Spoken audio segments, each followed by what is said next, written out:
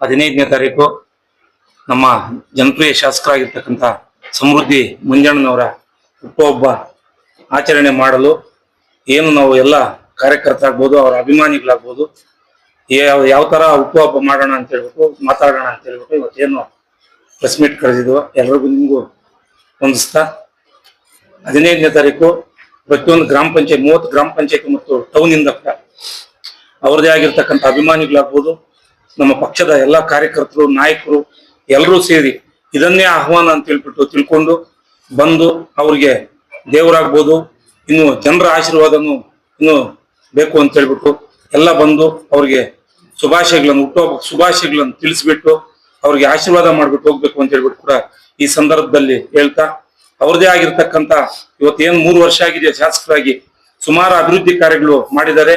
ಅವ್ರಿಗೆ ಜನ ಬೆಂಬಲನೂ ಕೂಡ ಸುಮಾರು ಇದೆ. ಎಲ್ಲರೂ ಸುಮಾರು ಅತಿ ಹೆಚ್ಚಿನ, ಇವಾಗ ಮುರಳಿ ಅಣ್ಣ ಆಗ್ಬೋದು, ರಘುಪತ್ ರೆಡ್ಡಿ ಅಣ್ಣ ಅವ್ರು ಹೇಳ್ದಂಗೆ ಹೆಚ್ಚಿನ ಜನಸಂಖ್ಯೆ ಏನು 5-6 ಸಾವಿರ ಇವತ್ತು ಊಟದ ವ್ಯವಸ್ಥೆ ಮಾಡಿದ್ದಾರೆ. ಇನ್ನು ಅದಕ್ಕಿಂತ ಹೆಚ್ಚಿನ ಜನ ಬರ್ಬೋದು ಅಂತ ಹೇಳಿ ಕೂಡ ನಿರೀಕ್ಷೆ ಇದೆ, ಬರ್ತಾರೆ ಅಂತ ಹೇಳಿ ಕೂಡ ಮಾಹಿತಿ.